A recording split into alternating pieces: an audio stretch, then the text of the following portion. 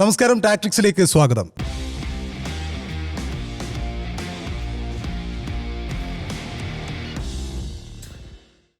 India versus New Zealand ഏകദിന പരമ്പരയ്ക്ക് നാളെ തുടക്കമാവുകയാണ്. വിരാട് കോഹ്ലിയും രോഹിത് ശർമ്മയും ഈ ടീമിലുണ്ട്. അതിനൊപ്പം തന്നെ ശുഭ്മാൻ ഗില്ലും ശ്രേയസ് അയ്യറും തിരിച്ചു വരുന്നു എന്നുള്ളതാണ് ഈ ടൂർണമെൻറ്റിൻ്റെ ഈ ഒരു പരമ്പരയിലെ ഏറ്റവും പ്രധാനപ്പെട്ട പ്രത്യേകത. എൻ്റെ കൂടെ ജയേഷ് പൂക്കോട്ടൂരുണ്ട്, ഹാരിസ് നെന്മാറയുണ്ട്. അപ്പോൾ ജയേഷ്, ഇന്ത്യ വേഴ്സസ് ന്യൂസിലാൻഡ് പരമ്പര ആരംഭിക്കാനിരിക്കുകയാണ്. എന്താണ് ഇന്ത്യയുടെ സ്ട്രാറ്റജി? ഉറപ്പായിട്ടും. കാരണം സൗത്ത് ആഫ്രിക്കയ്ക്കെതിരെ നമ്മളൊരു ഏകദിന പരമ്പര നേടിയിട്ടാണ്, അതായത് ടെസ്റ്റിലെ ഒരു വലിയ തോൽവിക്ക് ശേഷം ഏകദിന പരമ്പര നേടി ഇന്ത്യ ഫോമിലേക്ക് തിരിച്ചെത്തിയതിനു ശേഷം T20 പരമ്പര ഇന്ത്യ സ്വന്തമാക്കി. സ്വാഭാവികമായിട്ടും ന്യൂസിലൻഡിനെ നേരിടുമ്പോഴും ഇന്ത്യ തികഞ്ഞ പ്രതീക്ഷയോടെ തന്നെയാണ്. കാരണം ഒരു 2023 ശേഷം മികച്ച രീതിയിൽ തന്നെയാണ് ഏകദിന ഫോർമാറ്റിൽ ഇന്ത്യ കളിച്ചുകൊണ്ടിരിക്കുന്നത്. ഇപ്പോൾ ന്യൂസിലൻഡിനെ പറയുകയാണെങ്കിൽ അവർക്കെതിരെ തന്നെയാണ് കഴിഞ്ഞ വർഷം 2025 ഇന്ത്യ ചാമ്പ്യൻസ് ട്രോഫി സ്വന്തമാക്കിയത്, ഫൈനലിൽ ന്യൂസിലൻഡിനെ തോൽപ്പിച്ചുകൊണ്ട്. അന്ന് ഫോമായത്, അന്ന് പ്ലെയർ ഓഫ് ദ മാച്ച് ആയത് രോഹിത് ശർമ്മ കൂടിയായിരുന്നു.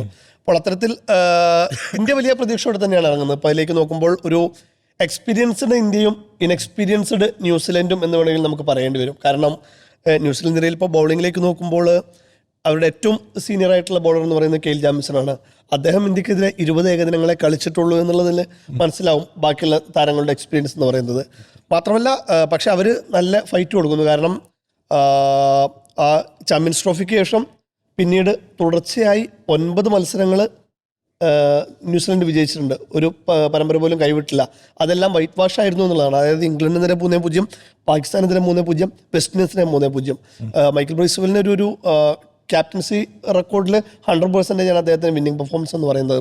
അപ്പോൾ അത്തരത്തിൽ യങ്സ്റ്റേഴ്സ് ആണെങ്കിലും മികച്ച പെർഫോമൻസ് നടത്തുന്ന ടീമാണ് ന്യൂസിലൻഡ്. അപ്പോൾ ന്യൂസിലൻഡിനെ ഒരു ഘട്ടത്തിൽ ഇന്ത്യ പേടിക്കേണ്ടി വരും എന്നുള്ള കാര്യത്തിൽ തർക്കമില്ല. പക്ഷേ ഇന്ത്യ തികഞ്ഞ ഫോമിൽ തന്നെയാണ് കളിക്കുന്നത്. പ്രത്യേകിച്ച് അതിൽ തന്നെ രോഹിത്തും കോഹ്ലിയും വീണ്ടും കാണികളെ ത്രസിപ്പിക്കാൻ ഇറങ്ങുന്നു എന്നുള്ളതാണ്. അവരിപ്പോൾ നമുക്കറിയാം ഈ ഒരു ഏകദിന ഫോർമാറ്റിൽ മാത്രമാണ് ഇന്ത്യക്ക് വേണ്ടി കളിക്കുന്നത്.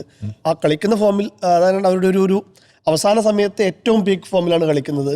ലോകത്തെ 1-ാം നമ്പർ ബാറ്റർ രോഹിത്ത്, 2-ാം നമ്പറിലത്. ഒപ്പം തന്നെ ന്യൂസിലൻഡിനെതിരെ മികച്ച ട്രാക്ക് റെക്കോർഡുള്ള താരങ്ങളാണ് ഇവർ രണ്ടുപേരും. അതിൽ തന്നെ രോഹിത് ശർമ്മയുടെ ന്യൂസിലൻഡിനെതിരായ ആവറേജ് എന്ന് പറയുന്നത് 52 ആണ്. ഒരു സെഞ്ചുറി ഇപ്പോൾ 2023 ശേഷം തന്നെ 7 മത്സരത്തിൽ ഒരു സെഞ്ചുറി ഉണ്ട്, 2 50 ഉണ്ട്. നേരത്തെ പറഞ്ഞ പോലെ തന്നെ 52 ആവറേജ് ഉണ്ട്. ഇപ്പോൾ കോഹ്ലിയിലേക്ക് നോക്കുമ്പോൾ കോഹ്ലി പീക്കിൻ്റെ ഏറ്റവും ഫോമിൽ നിൽക്കുന്നൊരു സമയം കൂടിയാണ് ഇപ്പോഴത്. പഴയൊരു റിഡംഷന് ശേഷമുള്ള സമയമൊക്കെ നോക്കുകയാണെങ്കിൽ ഇപ്പോൾ സൗത്ത് ആഫ്രിക്കയ്ക്കെതിരെ പരമ്പര നോക്കുമ്പോൾ 3 മത്സരത്തിൽ 300 മുകളിലാണ് അദ്ദേഹം സ്കോർ ചെയ്തിട്ടുള്ളത്. 150 സൗത്ത് ആഫ്രിക്കൻ സീരീസിൽ അദ്ദേഹത്തിൻ്റെ ആവറേജ് എന്ന് പറയുന്നത്. 2 സെഞ്ചുറി അദ്ദേഹം നേടി, ഒരു 50 നേടി. അങ്ങനെ എല്ലാം കൊണ്ടും ടോപ്പ് ഫോമിൽ. ക്യാപ്റ്റൻ ശുഭ്മാൻ ഗിൽ തിരിച്ചു വരുന്നു.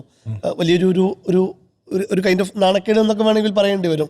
T20 നിന്ന് അടുത്ത ക്യാപ്റ്റനായി കണ്ടിരുന്ന, നിലവിലെ T20 വൈസ് ക്യാപ്റ്റനായിരുന്ന ഗില്ലിനെ ന്യൂസിലൻഡിനെതിരായ T20 പരമ്പരയിൽ നിന്ന് ഒഴിവാക്കി, T20 വേൾഡ് കപ്പ് ടീമിൽ നിന്ന് ഒഴിവാക്കി.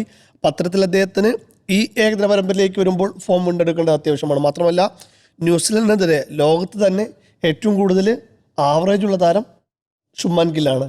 അദ്ദേഹത്തിന് 60 മുകളിലാണ് ന്യൂസിലൻഡിനെതിരെ അദ്ദേഹത്തിൻ്റെ ആവറേജ് എന്ന് പറയുന്നത്. മിനിമം 10 മത്സരമെങ്കിലും കളിച്ചിട്ടുള്ള താരങ്ങളിൽ. അപ്പോൾ അത്തരത്തിൽ ഇന്ത്യ ഒരു ടോപ്പ് ബാലൻസ്ഡ് ടീം തന്നെയാണ്. പക്ഷേ അപ്പോഴും ന്യൂസിലൻഡ് ഇന്ത്യക്ക് നല്ല ഫൈറ്റ് കൊടുക്കുന്ന ടീമാണ്. ആ ചാമ്പ്യൻസ് ട്രോഫിക്ക് ശേഷം തുടരെ 3 സീരീസ് വൈറ്റ് വാഷ് ചെയ്തുകൊണ്ടാണ് വരുന്നത്. മാത്രമല്ല, ഇന്ത്യ നമ്പർ 1 ടീം ആകുമ്പോൾ നമ്പർ 2 ന്യൂസിലൻഡിനാണ് ICC റാങ്കിങ്ങിൽ. അപ്പോൾ ഒരു ടൈറ്റ് ഫൈറ്റ് നമുക്ക് പ്രതീക്ഷിക്കാം. അപ്പോൾ ഇന്ത്യൻ ടീം നോക്കുമ്പോൾ ഭയങ്കര ശക്തമായ ടീമാണ്. വിരാട് കോഹ്ലിയും രോഹിത് ശർമ്മയും എല്ലാവരും ഉള്ളൊരു ടീമാണ്. ശുഭ്മാൻ ഗിൽ റിട്ടേൺസ്. അപ്പം ശുഭ്മാൻ ഗില്ലിൻ്റെ ഈ തിരിച്ചുവരവ് എത്രത്തോളം? അദ്ദേഹം ക്യാപ്റ്റനായിരുന്നു, ഇടയ്ക്ക് പരിക്ക് വന്നു.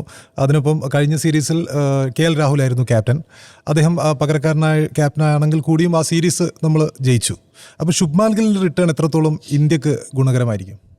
ഇന്ന് ഓസ്ട്രേലിയക്കെതിരാണ് അദ്ദേഹം അവസാനമായി ക്യാപ്റ്റൻസിയിൽ അദ്ദേഹത്തിൻ്റെ ആദ്യത്തെ ഏകദിന പരമ്പര. അതിൽ നമ്മൾ തോറ്റു. പക്ഷേ അവിടെയാണ് നമ്മൾ ഈ വിരാട് കോഹ്ലി, രോഹിത് ശർമ്മ ഒരു അൺസർട്ടൈനിറ്റി മൊത്തത്തിൽ ഇവിടെ ഉണ്ടല്ലോ. അതിനെ മൊത്തത്തിൽ നമ്മളിങ്ങനെ മറികടക്കാൻ തുടങ്ങിയതും പിന്നെ അവർ കുറേ കാലം കൂടെ കളിക്കും എന്ന് നമ്മൾ പറയുന്നതും അടുത്ത പരമ്പരയിൽ വിരാട് കോഹ്ലി ഫോമിലേക്ക് വരുന്നതും. പക്ഷേ ശുഭ്മാൻ ഗില്ലിനെ സംബന്ധിച്ചിടത്തോളം നേരത്തെ ജയശങ്കർ പറഞ്ഞത് കിവീസിനെതിരെ ഭയങ്കര ഫോമിലുള്ള, അപ്പോൾ 10 മത്സരങ്ങളിലധികം കളിച്ച മൊത്തം കളിക്കാരുടെ കണക്കെടുത്ത് നോക്കിക്കഴിഞ്ഞാൽ 69 അദ്ദേഹത്തിൻ്റെ ബാറ്റിംഗ് അവറേജ് കിവീസിനെതിരെ മാത്രം. 2023 അദ്ദേഹം ഏകദിന ക്രിക്കറ്റിൽ ഡബിൾ സെഞ്ചുറി അടിക്കുന്നത് ഈ കിവീസിനെതിരെയാണ് എന്നാലോചിക്കണം. അപ്പോൾ ശുഭ്മാൻ ഗില്ലിൻ്റെ ഒരു ബാക്ക് നമ്മൾ കാണുന്നു. അദ്ദേഹം T20 ടീമിൽ നിന്ന് പുറത്താക്കപ്പെട്ട ഒരാളാണ്. അദ്ദേഹം ടെസ്റ്റിൽ മാത്രം അദ്ദേഹം കൺസിസ്റ്റൻ്റ് ആവുകയും എന്നാൽ വൈറ്റ് ബോൾ ക്രിക്കറ്റിൽ അദ്ദേഹം ഇൻകൺസിസ്റ്റൻ്റ് ആവുകയും ചെയ്യുന്ന ഒരു ഘട്ടത്തിൽ കിവീസിനെതിരെയുള്ള റെക്കോർഡുകൾ ശരിക്കും അദ്ദേഹത്തെ സംബന്ധിച്ച് വളരെ പ്രതീക്ഷ നൽകുന്ന ഒന്നാണ് എന്നുള്ളതാണ്. ശുഭ്മാൻ ഗിൽ അദ്ദേഹം പ്രതീക്ഷിക്കുന്ന അദ്ദേഹത്തിൻ്റെ കീഴിൽ ആദ്യത്തെ ഒരു ഏകദിന പരമ്പര വിജയമാണെന്നുള്ളതാണ്. അതിനപ്പുറത്തേക്ക് നമ്മളിതിൽ നോട്ട് ചെയ്യേണ്ട പ്രധാനപ്പെട്ട പേരുകളിലൊന്ന് ശ്രേയസ് അയ്യരുടെ പേരാണ്. അദ്ദേഹം ഇതുപോലെ പരിക്കിൽ നിന്നാണ് അദ്ദേഹം തിരിച്ചു വരുന്നത്. അതെ, ഇന്ത്യ അടിച്ച ചാമ്പ്യൻസ് ട്രോഫിയിൽ അദ്ദേഹമായിരുന്നു ഇന്ത്യയുടെ ടോപ്പ് സ്കോറർ. അദ്ദേഹം T20 ടീമിൽ നിന്നുകൊണ്ട് തടയപ്പെടുന്നു എന്നുള്ള ചർച്ചകൾ അപ്പുറത്ത് നടക്കുന്നുണ്ട്. അതേസമയമാണ് അദ്ദേഹം ഏകദിന ടീമിലേക്ക് വരുന്നത് എന്നുള്ളതാണ്. അദ്ദേഹം വൈസ് ക്യാപ്റ്റൻസിയിൽ കൂടെയുള്ളൊരു മനുഷ്യനാണ് എന്നുള്ളതാണ്. പൊതുവേ നമ്മൾ നോക്കുന്ന സമയത്ത് T20 ലോകകപ്പ് അരങ്ങേറുന്നതിന് തൊട്ട് മുമ്പ് ഒരു പരമ്പര ആയതുകൊണ്ട് തന്നെ ഈ ഏകദിന പരമ്പരയ്ക്ക് അധികം പ്രാധാന്യം ന്യൂസിലാൻഡ് കൊടുത്തിട്ടില്ല എന്ന് നമ്മൾ പറയുമ്പോഴും ഇന്ത്യൻ ടീമിലേക്ക് നോക്കുന്ന സമയത്ത് നമ്മൾ പരമ്പരയ്ക്ക് ടൂർണമെൻറ്റിന് പ്രാധാന്യം കൊടുത്തിട്ടില്ലെങ്കിലും ഈ പരമ്പരയും നമ്മൾ അങ്ങനെ പ്രാധാന്യം കൊടുക്കുന്ന ഒരു പരമ്പരയാണ്. കാരണം വിരാട് കോഹ്ലിയും രോഹിത് ശർമ്മയും ഉള്ള ഒരു ടീം. അതുപോലെ തന്നെ ഈ യശസ്വി ജയ്സ്വാൾ ദക്ഷിണാഫ്രിക്കയ്ക്കെതിരെ 3-ാം ഏകദിനത്തിൽ സെഞ്ചുറി നേടിയ ഒരു മനുഷ്യനാണ്. അദ്ദേഹത്തിന് ഈ സീരീസിൽ ഉറപ്പായിട്ടും അവസരം കിട്ടാൻ ചാൻസ് ഞാൻ കാണുന്നില്ല എന്നുള്ളതാണ്. അപ്പോൾ അവസാനം കളിച്ച കളിയിൽ സെഞ്ചുറി അടിച്ച ഋതുരാജ് ഇല്ല. അതെ, സഞ്ജു സാംസണും ഇല്ല അവസാനം കളിച്ച് സംഗീതനെ സൂചിപ്പിച്ചു. ശരിയാണ്. അപ്പോൾ ഒരു പ്രതിഭാധാരാളിത്തം എന്നൊരു സാധനം. അപ്പോൾ ഈ ടീം സെലക്ഷൻ നടക്കുന്ന സമയത്ത് തന്നെ വലിയ ചർച്ചകൾ അരങ്ങേറിക്കുന്നു. ഇപ്പോൾ ജസ്പ്രീത് ബുംറയ്ക്ക് 2023 ലോകകപ്പ് ഫൈനലിന് ശേഷം ജസ്പ്രീത് ബുംറ ഒരു ഏകദിന മത്സരം ഇന്ത്യക്ക് വേണ്ടി കളിച്ചിട്ടില്ല എന്നൊരു റിയാലിറ്റിയാണ്. അപ്പോൾ അടുത്ത ലോകകപ്പിൽ ഉറപ്പായിട്ടും ഇന്ത്യൻ ടീമിലുള്ള ഏക ബോളർ അദ്ദേഹമായിരിക്കും, അദ്ദേഹം വിശ്രമത്തിലാണെങ്കിൽ പോലും. പക്ഷേ ഇന്ത്യയുടെ ബോളിംഗ് ഡെപ്തിനെ കുറിച്ച് ആലോചിച്ച് നോക്കൂ. ഓസ്ട്രേലിയക്കെതിരെ സിറാജ് ഉണ്ടായിരുന്നില്ല, സിറാജിനെ തിരിച്ചു വിളിക്കുന്നു. ലോകകപ്പ് ആകുന്ന സമയമാകുമ്പോഴേക്കും ഇന്ത്യയുടെ ടോപ്പ് 3 ബോളർമാർ ആരായിരിക്കും? ഹർഷിത് റാണയ്ക്ക് എല്ലാ ഫോർമാറ്റിലും അവസരം കൊടുത്തുകൊണ്ടേയിരിക്കുന്നു.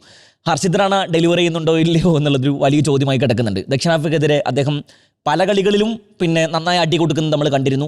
ഏകദിന പരമ്പരയിൽ ഓസ്ട്രേലിയക്കെതിരെ ഇന്ത്യ തോറ്റ ഏകദിന പരമ്പരയിൽ അദ്ദേഹം നന്നായി ഡെലിവറി ചെയ്തിട്ടുണ്ടോ എന്നുള്ളൊരു ചോദ്യം കിടപ്പുണ്ട്. അപ്പോൾ ഇന്ത്യയുടെ ടോപ്പ് 3 ബോളർമാർ അടുത്ത ലോകകപ്പ് ആകുമ്പോഴേക്കും ആരൊക്കെയായിരിക്കും? ജൂലൈയിലാണ് ഇംഗ്ലണ്ടിനെതിരെ ഒരു ഏകദിന പരമ്പര വരുന്നത്. അതിലും ഷമിക്ക് അവസരം കിട്ടിയില്ല എന്നുണ്ടെങ്കിൽ ഉറപ്പായിട്ടും ഷമിയുടെ ഏകദിന ഇന്ത്യൻ ടീമിലേക്കുള്ള വാതിലുകൾ അടഞ്ഞു എന്ന് നമ്മൾ ഉറപ്പിക്കണം. ഇപ്പോൾ മുഹമ്മദ് സിറാജിനെ അവർ ഒരു വലിയ ഓപ്ഷനായി കാണുന്നു. പ്രത്യേകിച്ച് അദ്ദേഹം ന്യൂ ബോളിലൊക്കെ അദ്ദേഹം നന്നായി പെർഫോം ചെയ്യുന്ന ഒരു മനുഷ്യനാണ് എന്ന അർത്ഥത്തിൽ കാണുന്നു എന്നുള്ളത് നമ്മൾ കണക്കാക്കുമ്പോഴും അടുത്ത ഏകദിന ലോകകപ്പ് വരുന്ന സമയത്ത് ജസ്പ്രീത് ബുംറയ്ക്ക് പുറമെ ഇന്ത്യൻ ടീമിലേക്ക് വെളിയെത്തുന്ന ബോളർമാർ ആരൊക്കെയാണ്? ഹർഷിത് റാണയെ നമ്മൾ എന്തായാലും ഒരു പേരായിട്ട് ഇനി പരിഗണിച്ചുകൊണ്ടിരിക്കുകയാണ്. അതെ, ഫിക്സഡ് സ്ലോട്ടായിട്ട് പരിഗണിക്കുകയാണല്ലോ. ഹർഷദ്ദീപ് സിംഗ് വരുമോ എന്നുള്ളൊരു ചോദ്യമാണ്. അദ്ദേഹം ഓസ്ട്രേലിയക്കെതിരെ അത്യാവശ്യം നന്നായിട്ട് ഡെലിവറി ചെയ്യുന്ന നമ്മൾ കണ്ടു. പക്ഷേ ദക്ഷിണാഫ്രിക്കൻ സീരീസിൽ അദ്ദേഹം ചില മത്സരങ്ങളിലൊക്കെ വന്നായി അടിവാങ്ങുന്നത് കണ്ടു എന്നുള്ളതാണ്.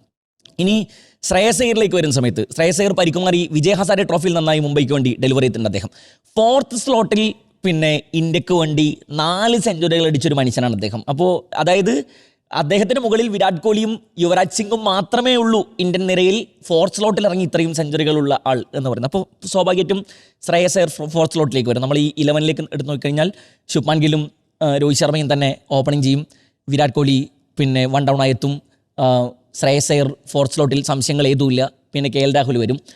6th സ്ലോട്ടിൽ Washington Sundar. അവിടെയും നമുക്കൊരു ചോദ്യം കിടപ്പുണ്ട്. കാരണം ഹാർദിക് പാണ്ഡ്യ ഇല്ലാത്തൊരു ടീമിൽ നിതീഷ് കുമാർ റെഡ്ഡിയെ പരിഗണിക്കുമോ ഇല്ലയോ എന്നുള്ളൊരു സംഗതിയാണ്. അതായത് ഇന്ത്യൻ നിരയിലേക്ക് നോക്കിക്കഴിഞ്ഞാൽ ഹാർദിക് പാണ്ഡ്യയ്ക്ക് അവസരം കൊടുക്കാത്ത അവസരത്തിൽ ഇന്ത്യക്ക് പറ്റിയൊരു പേസ് ബോളർ ഓൾറൗണ്ടർ ആരാണ്? ഏത് ഓപ്ഷനാണ് നമുക്കുള്ളത്? അങ്ങനെ ഒരു ഓപ്ഷൻ നമുക്കുണ്ടോ ഇല്ലയോ? പാണ്ഡ്യയുടേത് ഏകദിന ടീമിലേക്ക് പാണ്ഡ്യ പരിഗണിക്കാതിരുന്ന സമയത്ത് പറഞ്ഞത് ബാറ്റ് അദ്ദേഹം ചെയ്യുന്നുണ്ട്, 10 ഓവർ എറിയാനുള്ള ഫിറ്റ്നസ് ആയിട്ടില്ല എന്നാണ്. പക്ഷെ വിജയ് ഹസാരയിൽ അദ്ദേഹം 10 ഓവർ എറിഞ്ഞിട്ടുണ്ട്, 3 വിക്കറ്റും നേടി. അതെ, അപ്പോൾ അതിലും മികച്ച ഫോമിലാണ് അദ്ദേഹം കളിച്ചുകൊണ്ടിരിക്കുന്നത് എന്നുള്ളൊരു റിയാലിറ്റിയാണ്. അപ്പോൾ നിതീഷ് കുമാർ റെഡ്ഡിക്ക് അവസരം കൊടുക്കാതിരിക്കുന്നത് കൊണ്ട് എന്താണ് ഈ ടീമിന് ഗുണം എന്നൊരു ചോദ്യമുണ്ടല്ലോ. കാരണം ഹാർദിക് പാണ്ഡ്യയ്ക്ക് പരിക്കേറ്റ് കഴിഞ്ഞാൽ നമുക്കവിടെ ഏത് ഓപ്ഷനാണ് ഉള്ളത് എന്നൊരു ചോദ്യമുണ്ട്. അങ്ങനെ ഒരു ഓപ്ഷൻ നമുക്കില്ല എന്നുള്ള റിയാലിറ്റിയായി കിടക്കെ തന്നെ നിതീഷ് കുമാർ റെഡ്ഡിക്ക് അവസരം കൊടുക്കണം എന്നുള്ളൊരു ഇന്നലെ ഇർഫാൻ പത്താനൊക്കെ പറയുന്നത് നിതീഷ് കുമാർ റെഡ്ഡിക്ക് നിർബന്ധമായിട്ടും അവസരം കൊടുത്തേ മതിയാകൂ.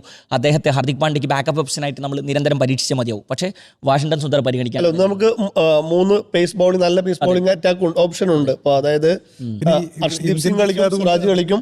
ആ ഒരു സാഹചര്യത്തില് ഒരു പേസറെ കൂടെ മീഡിയം പേസർ ആണെങ്കിൽ പോലും റെഡ്ഡിയെ പരിഗണിക്കേണ്ട എന്നുള്ള കാര്യം കൂടി നോക്കുന്നുണ്ട്. നമ്പർ 7-ൽ ജഡേജ വരും, പിന്നെ സിറാജ്, ഹർഷദീപ്, ഹർഷിത് റാണ, പിന്നെ കുൽദീപ് യാദവ് വന്നാൽ ഈ 11 അതായിരിക്കും മിക്കവാറും 11 ഉണ്ടാവുക.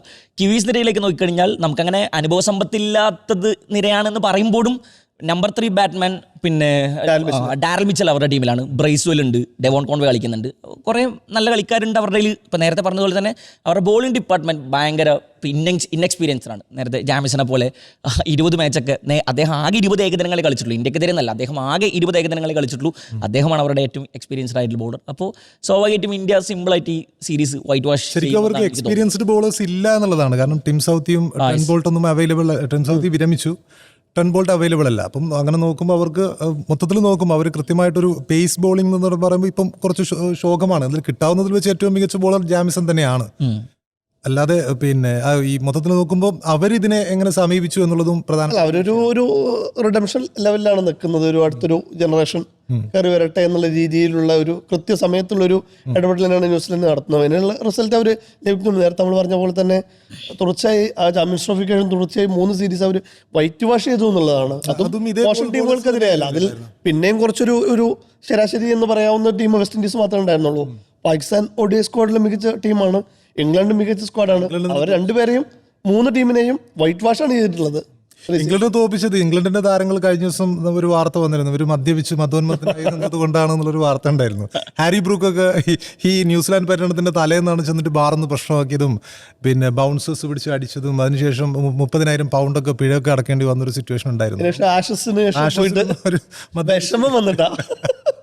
അപ്പോൾ ഇതേ സീരീസിൽ അതായത് വൈറ്റ് വാഷ് ചെയ്യപ്പെട്ടതിൽ ഒരു കാരണം ഈ ഇവരുടെ ഇംഗ്ലണ്ട് താരങ്ങളുടെ മദ്യപാനമാണ് എന്നുള്ള തലത്തിലുള്ള വാർത്തകളൊക്കെ കഴിഞ്ഞ ദിവസങ്ങളിൽ വന്നിരുന്നു. അപ്പോൾ ഈ ഇന്ത്യ വേഴ്സസ് ന്യൂസിലാൻഡ് പരമ്പര എന്ന് പറയുമ്പോൾ ഇന്ത്യയും ന്യൂസിലാൻഡും തമ്മിൽ 120 മത്സരങ്ങളിൽ ഏകദിന മത്സരങ്ങളിൽ പരസ്പരം മത്സരിച്ചിട്ടുണ്ട്. അതിൽ ഇന്ത്യയാണ് 64 മത്സരങ്ങൾ ഇന്ത്യയാണ് വിജയിച്ചിട്ടുള്ളത്. പിന്നെ ഇതിൻ്റെ ഒരു റെക്കോർഡ് എടുത്ത് നോക്കുമ്പോൾ സച്ചിനാണ് ഏറ്റവും കൂടുതൽ ന്യൂസിലാൻഡിനെതിരെ റൺസ് എടുത്ത ഈ പരമ്പരയിൽ ഇന്ത്യ വേഴ്സസ് ന്യൂസിലാൻഡ് മത്സരങ്ങളിൽ കൂടുതൽ റൺസ് എടുത്ത താരം. സെക്കൻഡായിട്ട് ഇന്ത്യക്ക് ഭയങ്കര ആധിപത്യമാണ്. ഒരു 31 ജയമാണ് ഇന്ത്യക്ക്, 8 തോൽവിയാണ് ആകെ ഉള്ളത്. 2017 ശേഷം ഇന്ത്യക്കെതിരെ ഏകദിനത്തിൽ ന്യൂസിലൻഡ് ഒരു കളി പോലും ജയിച്ചിട്ടില്ല ഇന്ത്യയിൽ. അപ്പോൾ സച്ചിൻ ഏറ്റവും കൂടുതൽ റൺസ് എടുത്തു. ഇനിയൊരു 93 റൺസ് കൂടി എടുക്കുകയാണെങ്കിൽ വിരാട് കോഹ്ലി സച്ചിന്റെ റെക്കോർഡ് മറികടക്കും. അപ്പോൾ അങ്ങനെയുള്ള ഒരു ചരിത്രം അവിടെ കിടക്കുന്നു. വിരാടും രോഹിത്തും സെഞ്ചുറി അടിയോ? രോഹിത്തിന്റെ കാര്യത്തിൽ രോഹിത് സെഞ്ചുറി അടിക്കും തന്നെയാണ് എനിക്ക് തോന്നുന്നത്. കാരണം അദ്ദേഹത്തിന്റെ ആ ഒരു ഫോം. വിരാട് അടിക്കൂല. ചാമ്പ്യൻസ് ട്രോഫി ഫൈനലിൽ ഇന്ത്യ ടോപ്പ് സ്കോറർ വിരാട് അടിക്കായി ഫൈനലിലെ പ്ലെയർ ഓഫ് ദ മാച്ച് ആയിരുന്നു രോഹിത്. 2023 ശേഷം അദ്ദേഹം 50 മുകളിലാണ് ബാറ്റിംഗ് അവറേജ്. നേരത്തെ വിരാട് അടിക്കണമെങ്കിൽ രോഹിത് തീരണല്ലോ. അതായത് എനിക്കൊന്നത് ശുഭ്മാൻ ഗിൽ വലിയൊരു തിരിച്ചു വരികയാണ്. ഗിൽ എന്തായാലും ക്യാപ്റ്റൻസി എന്നുള്ള നിലക്കും അദ്ദേഹം ഈ ഫോമിലേക്ക് എത്തുന്നത് അത്യാവശ്യമാണ്. അപ്പൊ ഇവരുടെ ഓപ്പണിംഗ് സഖ്യം ഒട്ടും ചോരാതെ. നമ്മള് ഗില്ലിനെ ഈ T20 കാര്യത്തിൽ ഒരുപാട് പരിഹസിക്കുന്നുണ്ടെങ്കിലും ടെസ്റ്റിലും വൺഡേയിൽ അദ്ദേഹം മികച്ച ഫോമിൽ തന്നെയാണ് കളിക്കുന്നത്. അദ്ദേഹം ഇന്ത്യയുടെ ഏറ്റവും പ്രധാനപ്പെട്ട ബാറ്റർ തന്നെയാണ്. വൺഡേയിലൊക്കെ ഏറ്റവും പ്രധാനപ്പെട്ട ബാറ്ററാണ്. പിന്നീട് സിറാജ് റിട്ടേൺസ് ആണ്. സിറാജിന്റെ ഒരു തിരിച്ചുവരവും ഏറ്റവും പ്രധാനപ്പെട്ടതാണ്. കാരണം സിറാജ് ഒരു ചെറിയൊരു ഇടവേളയ്ക്ക് ശേഷമാണ് ഏകദിന ടീമിലേക്ക് വരുന്നത്. അപ്പോൾ അതിനെ എങ്ങനെ കാണുന്നു ഹാരിസ്? ഞാൻ നേരത്തെ പറഞ്ഞത് തന്നെയാണ്. കാരണം സിറാജിന് ഒരു അടുത്ത ലോകകപ്പിൽ ഇന്ത്യയുടെ ഒരു ഓപ്ഷനായിട്ട് അവർ കാണുന്നു എന്നുള്ളതാണ്. അപ്പോൾ നമ്മൾ നേരത്തെ പ്രതീക്ഷയാണ്. അതെ, പക്ഷെ കാരണം ഈ ഹർഷിത് റാണയും കൊണ്ട് എത്ര കാലം ഓടാൻ കഴിയുമെന്നൊരു ഇപ്പോൾ ലോകകപ്പ് പോലെയുള്ളൊരു വലിയ വേദിയിലൊക്കെ നമ്മൾ എക്സ്പീരിയൻസ്ഡ് ആയ ബോളർമാർ നിർബന്ധമാണ്. ഇപ്പോൾ എക്സ്പീരിയൻസ് ഉണ്ടാക്കി കൊടുത്തുകൊണ്ടിരിക്കുകയാണ് ഹർഷിത് റാണയ്ക്ക്. GG പ്ലാനിലുള്ളതാണല്ലോ അദ്ദേഹം. ഹർഷദീപ് സിംഗിനെ നമുക്ക് ഒരു നല്ല പ്രതീക്ഷയായി കാണാൻ പറ്റും. ഹർഷദീപ് സിംഗ് ചില കളികൾ അടി കൊടുത്താലും അദ്ദേഹം നന്നായി ഡെലിവർ ചെയ്യും എന്നുള്ളതാണ്. മാത്രമല്ല ക്രൂഷ്യൽ വിക്കറ്റുകൾ ഹർഷദീപ് എറിയുന്ന പവർ പ്ലേയിൽ തന്നെ 1-2 വിക്കറ്റുകൾ സ്ഥിരമായിട്ട് വീഴ്ത്തുന്ന ഒരു പ്ലെയറാണ്. തുടക്കത്തിൽ ഇന്ത്യക്ക് ഏറ്റവും നല്ലൊരു ബ്രേക്ക് ത്രൂ. ന്യൂ ബോളിൽ അദ്ദേഹം നന്നായിട്ട് ഇന്ത്യക്ക് ഡെലിവറി ചെയ്യുന്ന ഒരു മനുഷ്യനാണെന്നുള്ളത്. അപ്പോൾ ഇവർക്ക് ഉറപ്പായിട്ടും അടുത്ത ലോകകപ്പിന് മുമ്പ് കുറച്ച് ഈ ജൂലൈയിൽ ഇംഗ്ലണ്ടിനെതിരെ ഒരു പരമ്പരയുണ്ട്. ഭയങ്കര ഗ്യാപ്പുകൾ വരുന്നുണ്ട്. അപ്പോൾ സ്വാഭാവികമായിട്ടും അവർക്ക് അടുത്ത ലോകകപ്പിന് മുമ്പ് ജസ്പ്രീത് ബുംറ അല്ലാത്ത മറ്റ് 2 ഓപ്ഷനുകൾ സ്വാഭാവികമായിട്ടും അവർ കണ്ടെത്തേണ്ടി വരും. അപ്പോൾ നിലവിൽ ഇന്ത്യയിലുള്ള ഏറ്റവും മികച്ച ബോളർമാരിൽ ഒരാളാണ് മുഹമ്മദ് സിറാജ്. അദ്ദേഹത്തിന് അവസരം കൊടുത്തപ്പോൾ ഇപ്പോൾ നേരത്തേക്ക് നമ്മൾ അദ്ദേഹത്തിന് വിശ്രമം കൊടുത്ത സമയത്ത് അദ്ദേഹം അപ്പുറത്ത് ഡൊമസ്റ്റിക് കളിക്കാൻ പോകുന്നത് കണ്ടു. അത് വലിയ വിമർശനം ഉണ്ടായിരുന്നു. അദ്ദേഹം വിശ്രമം കൊടുത്ത് വീട്ടിലിരിക്കുന്ന ഒരു മനുഷ്യൻ ഡൊമസ്റ്റിക് ക്രിക്കറ്റ് കളിക്കാൻ പോവുക എന്ന് പറഞ്ഞാൽ വിശ്രമമൊന്നും ആയിരുന്നില്ല, ഒഴിവാക്കിയത് തന്നെയാണ് എന്നുള്ളൊരു സംഗതി ഉണ്ടല്ലോ. മുഹമ്മദ് സിറാജിന് സ്വാഭാവികമായിട്ടും ഇന്ത്യയുടെ ആവശ്യം. പക്ഷേ അപ്പോഴും നമ്മൾ മുഹമ്മദ് ഷമി എന്ന് പറയുന്നൊരു പേര് നമ്മൾ വീണ്ടും കാണാതെ പോകുന്നുണ്ട്. ഏറ്റവും അവസാനമായി അദ്ദേഹം ഏകദിന ഒരു ടൂർണമെൻറ്റ് കളിച്ചത് ചാമ്പ്യൻസ് ട്രോഫിയാണ്. അതിൽ ഇന്ത്യയുടെ ടോപ്പ് വിക്കറ്റ് ടേക്കർ ഈ മുഹമ്മദ് ഷമി ആയിരുന്നു. അതിനുശേഷം പിന്നെ അതങ്ങനെയാണല്ലോ, അവസാന അവസാനമായി ഏകദിനത്തിൽ സെഞ്ചുറി അടിച്ചാൽ ടീമിൽ ഇല്ലാത്തൊരു ടീം, അവസാനമായി ഇന്ത്യ കളിച്ചൊരു ഏറ്റവും പ്രധാനപ്പെട്ട സുപ്രധാന ടൂർണമെന്റിൽ ഇന്ത്യയുടെ ഏറ്റവും ടോപ്പ് വിക്കറ്റ് ടേക്കർ ആയ ഒരു മനുഷ്യൻ. ഇന്ത്യ അവസാനം കളിച്ച വേൾഡ് കപ്പിൽ, ഏകദിന വേൾഡ് കപ്പിൽ ഇന്ത്യയുടെ ലീഡിംഗ് വിക്കറ്റ്. സത്യത്തിൽ നമ്മളിതിങ്ങനെ പറയുന്നതേ ഉള്ളൂ, അതൊരു ക്ലീശയായി മാറിയിട്ടുണ്ട്. നമ്മൾ പരിതപിക്കുന്നു. ശരിക്കും അഗാർക്കറും ഗംഭീറും ഒക്കെയാണ് കനിയേണ്ടത്. അപ്പുറത്ത് ന്യൂസിലാൻഡിലേക്ക് നോക്കുമ്പോൾ എനിക്ക് തോന്നുന്നു നമ്മൾ ഏറ്റവും ഭയപ്പെടുന്ന ഒരു പ്ലെയർ എന്നുള്ളത് ഡാരിൽ മിച്ചലായിരിക്കും. കാരണം അദ്ദേഹം മധ്യനിരയിൽ കഴിഞ്ഞ കുറേ കാലമായിട്ട് ഒരു രണ്ട് മൂന്ന് സീസണുകളിലായിട്ട് മധ്യനിരയെ താങ്ങി നിർത്തുന്ന ബാറ്റ്സ്മാനാണ് ഡാരിൽ മിച്ചൽ. അദ്ദേഹം മധ്യനിരയിൽ ഇറങ്ങുന്നു. അതുപോലെ തന്നെ ഡെവോൺ കോൺവേ ഒക്കെ പിച്ചുകളിൽ ഭയങ്കര, അതായത് 2023 2 വർഷത്തിനിടയിൽ 527 റൺസ് ഡെവൺ കോൺവേ ഉണ്ട്. അതിനേക്കാളും മുകളിൽ രജിൻ രവീന്ദ്ര മാത്രമാണ് ഡെവൺ. അത് രജിൻ ഇടക്കാലത്ത് ഒരു ടോപ്പ് ഫോം കളിച്ചിരുന്നല്ലോ ഇന്ത്യക്കെതിരെ. ആ ഒരു സമയത്തുള്ള ഒരു ഇത് മാത്രമേ ഉള്ളൂ. അതെ, മാത്രമല്ല ന്യൂസിലാൻഡ് ടീം നോക്കുമ്പോൾ ഒരുവിധം എല്ലാവരും ഓൾറൗണ്ടേഴ്സ് ആണ്, എല്ലാവരും ബോൾ ചെയ്യുന്ന ആൾക്കാരാണ്. അപ്പോൾ ഓൾറൗണ്ടേഴ്സിനെ കുത്തി നിറച്ചിട്ടുള്ള ഒരു ടീമാണ് അത്. വൺ ഡേ പോലുള്ള മത്സരങ്ങളിൽ തീർച്ചയായും 75-ലാണ് ആദ്യമായിട്ട് ഇന്ത്യ ന്യൂസിലാൻഡ് വൺ ഡേ മത്സരം തുടങ്ങുന്നത്. അതിനുശേഷം ഒരുപാട് ഇതുപോലുള്ള ചരിത്ര മത്സരങ്ങൾ ഉണ്ടായിട്ടുണ്ട്. ക്രിസ് കെയ്ൻ സ്ഥിരമായിട്ട് ഇന്ത്യക്കെതിരെ പെർഫോം ചെയ്തിരുന്ന ഒരു കാലഘട്ടം ഉണ്ടായിരുന്നു. 90-കളുടെ അവസാനവും 2000-കളുടെ തുടക്കമൊക്കെ ക്രിസ് കെയ്ൻസിന്റെ ഫോം ഉണ്ടായിരുന്നു. എൻ്റെ മനസ്സിൽ പെട്ടെന്ന് ഓർമ്മ വരുന്നത് സച്ചിൻ ടെണ്ടുൽക്കർ ആദ്യമായിട്ട് രണ്ടാമത് ക്യാപ്റ്റനായ സമയത്ത് 99-ൽ ഇന്ത്യ വേഴ്സസ് ന്യൂസിലാൻഡ് മത്സരം ഉണ്ടായിരുന്നു. രാഹുൽ ദ്രാവിഡ് ഒത്തുചേർന്നിട്ടുള്ള ഒരു 333 റൺസിൻ്റെ ഒരു പാർട്ണർഷിപ്പ് ഉണ്ടായിരുന്നു വൺ ഡേയിൽ. അത് ഓർമ്മിക്കാനുള്ള ഏറ്റവും പ്രധാനപ്പെട്ട കാരണം അന്ന് ഇവർ വൈറ്റ് ജേഴ്സിയിലായിരുന്നു ഇവർ രണ്ടുപേരും ഇറങ്ങിയത്. അതായത് ടെസ്റ്റ് ജേഴ്സിയിലായിരുന്നു സച്ചിനും ദ്രാവിഡും ഒക്കെ ആ മത്സരത്തിന് ഇറങ്ങിയത്. സച്ചിൻ 186 എടുത്തു, ദ്രാവിഡ് 153 റൺസ് എടുത്തു. സച്ചിൻ്റെ 186 നോട്ട് ഔട്ട് ആയിരുന്നു. സച്ചിൻ്റെ ഏറ്റവും ഉയർന്ന സ്കോർ ഒരുപാട് കാലം, ഈ 200 എടുക്കുന്നതിന് മുമ്പ് ഒരുപാട് കാലം സച്ചിൻ്റെ ഏതാണ്ട് ഒരു 10-12 കൊല്ലം ഏറ്റവും ഉയർന്ന സ്കോർ ഈ 186 ആയിരുന്നു ന്യൂസിലാൻഡിനെതിരെ. അപ്പോൾ അങ്ങനെ ഒരു ഓർമ്മയുണ്ട്. പിന്നെ ദ്രാവിഡിൻ്റെ അതിവേഗ 50 ഉണ്ടായിരുന്നു, ഒരു 23 പന്തിലൊരു 50 ഉണ്ടായിരുന്നു. പിന്നെ അങ്ങനെയുള്ള ഒരുപാട് ഓർമ്മകൾ കഴിഞ്ഞ ഈ ഫൈനലടക്കം, ചാമ്പ്യൻസ് ട്രോഫി ഫൈനലടക്കം നമ്മൾ അങ്ങനെയുള്ള ഒരുപാട് മെമ്മറബിൾ ഈ നിമിഷങ്ങൾ കണ്ടിട്ടുണ്ട് ഇന്ത്യ ന്യൂസിലാൻഡ് മത്സരം എന്ന് പറയുമ്പോൾ. അപ്പോൾ ഏതായാലും ഇൻഎക്സ്പീരിയൻസ്ഡ് ആയിട്ടുള്ള ഒരു ന്യൂസിലാൻഡ് ടീമും എക്സ്പീരിയൻസ് കൊണ്ട് നിറഞ്ഞ ഒരു ഇന്ത്യൻ ടീമും ആ ഒരു മത്സരമാണ് നടക്കാൻ പോകുന്നത്. ഇന്ത്യക്ക് എല്ലാവിധ വിജയാശംസകളും നേരുന്നു. ടാക്ടിക്സ് ഇവിടെ അവസാനിക്കുന്നു.